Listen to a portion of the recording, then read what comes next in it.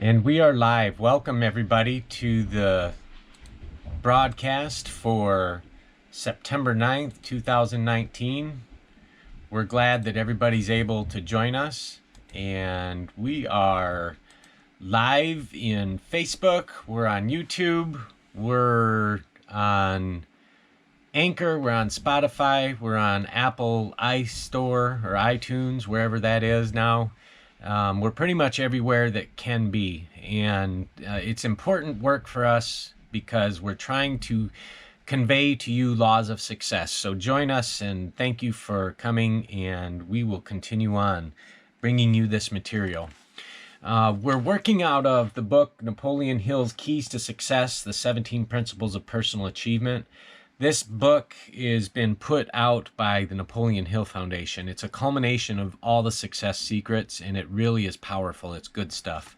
Hats off to Don Green and those that took the time to put this book together. They really did a fantastic job. I mean, can you imagine yourself just sitting down, putting together a book and publishing it? That would be just over the top, let alone success principles.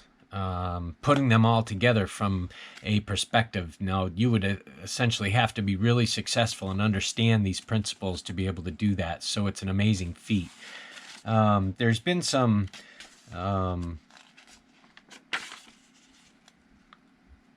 Matthew Sartwell was a participant, and W. Clement Stone apparently did the introduction. So yeah, I guess there's been some other people that that have really put the time in. But tonight we'll talk about number 9, enforce self-discipline. And a lot of enforcing our self-discipline is in controlling our emotions.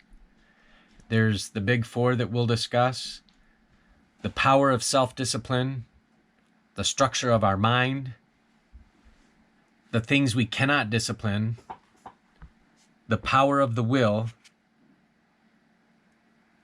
and that's it. Just those areas. So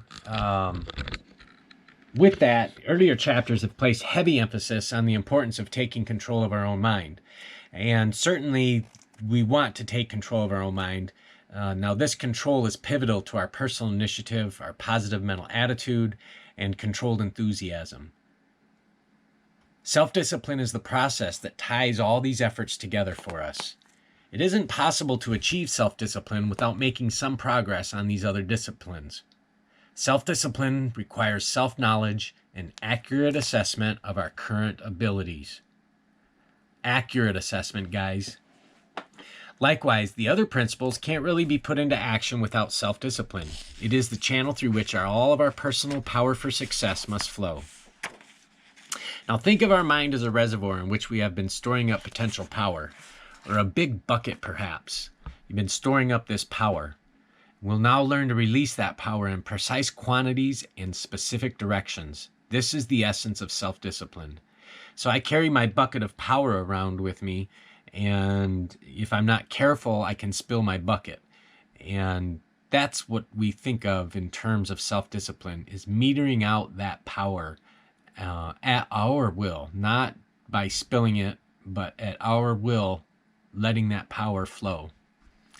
Now, a big thing is controlling our emotions. You can see it's number 1 on our list. Controlling our emotions is huge, and it was a huge factor for me.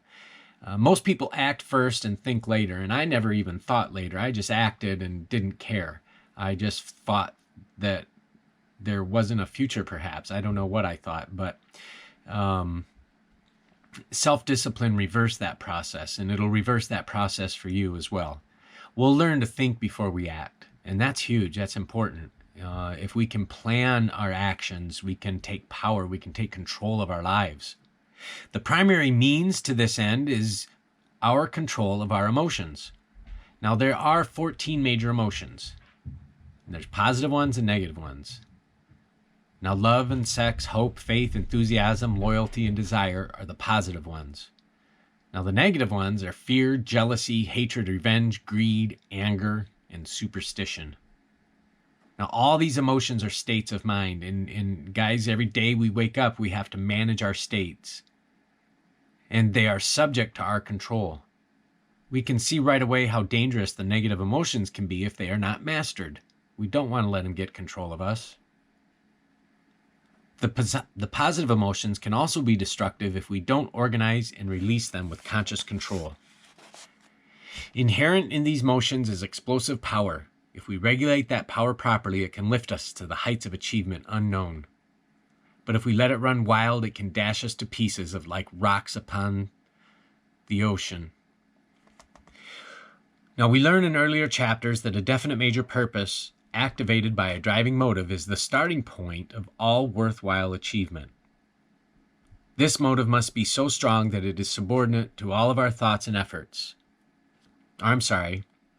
This motive must be so strong that it will subordinate all our thoughts and efforts to the attainment of our definite purpose.